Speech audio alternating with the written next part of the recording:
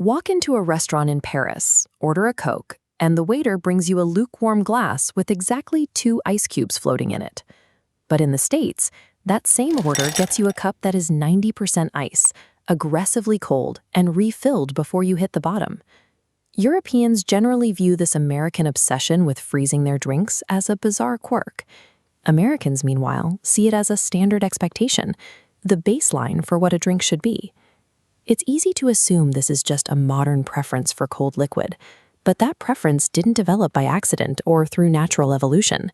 This everyday habit is the result of a multi-generational strategy set in motion by a 19th century businessman who needed to create a market where one didn't exist. That man was Frederic Tudor.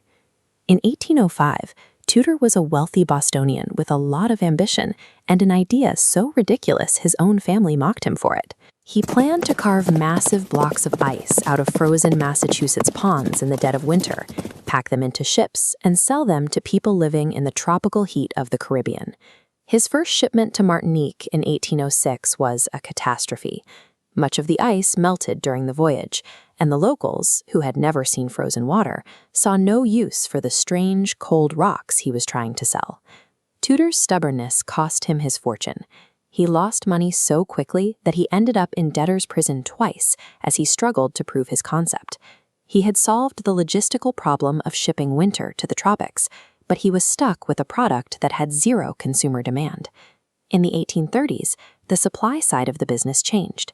An inventor named Nathaniel Wyeth developed a horse-drawn ice plow that could carve uniform blocks out of frozen lakes at a massive industrial scale. Tudor penned this with massive insulated ice houses and used sawdust as a packing material. This allowed him to harvest ice in January and keep it frozen straight through the following summer. The physical supply chain was now stable. Ice was no longer a seasonal hazard that melted away. It was a reliable, uniform industrial commodity. To turn his stockpiles into profit, Tudor shifted his focus towards psychological engineering. He realized that for ice to become a product people would pay for, it first had to feel like a necessity. He began subsidizing the market by giving his ice away for free to local bartenders and hotel owners. There was a catch. If the establishment took the free ice, they were required to put it in every single drink they served to their customers. This forced exposure changed the American consumer's expectations. Within years, a warm drink started to feel like a sign of a cheap establishment, while an icy drink felt like a premium experience.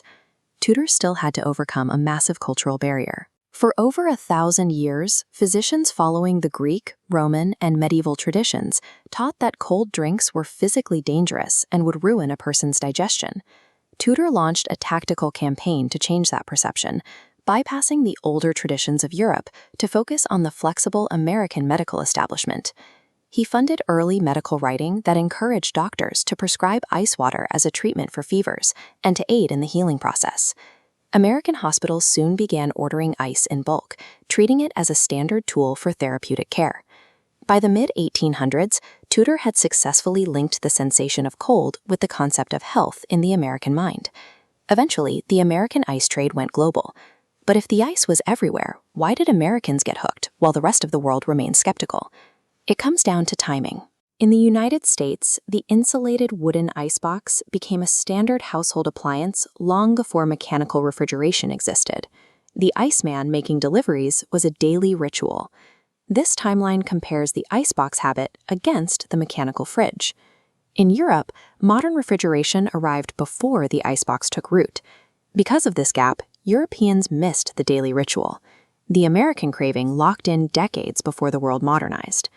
Today, the extra ice in an American drink is a remnant of that 70-year head start. Throughout the 20th century, the American food industry, from soda fountains to diners, built its entire infrastructure around this manufactured habit. Even the free refill relies on this history. The math only works for the restaurant because a cup packed with ice leaves very little room for the actual beverage. In many ways, the ice has become the primary product, with the soda serving as the flavoring and the advertisement. Every time you hear the clink of ice in a tall glass, you're experiencing the final result of a 200-year-old experiment in industrial psychology. It's a habit we didn't choose, but one we now can't seem to live without.